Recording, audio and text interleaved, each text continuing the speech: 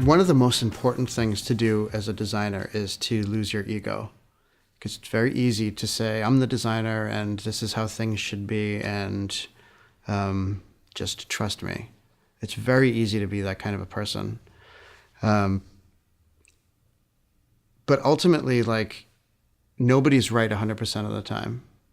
So it's super important to talk to peers, peer designers, to talk to customers, to make sure you have a beta team that are looking at what you're working on.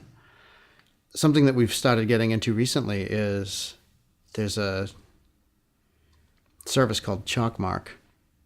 And Chalkmark allows you to ask people a question and then show them an image, and they can click somewhere. So we can ask them a question that says something like, if you were to instantiate a compressor, where would you click?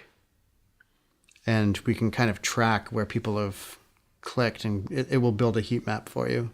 So we can run tests like that. We can send things out to beta. We can run surveys. We can have conversations internally. Another thing we do is design reviews.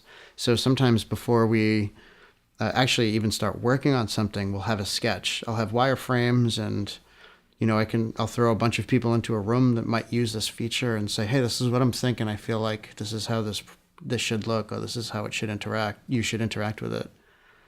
And then sometimes people agree, and sometimes they tell me I'm totally off the mark, and it's back to the drawing board. But there's definitely a ton of resources. There are definitely a lot of ways to kind of make sure that you're doing things the right way.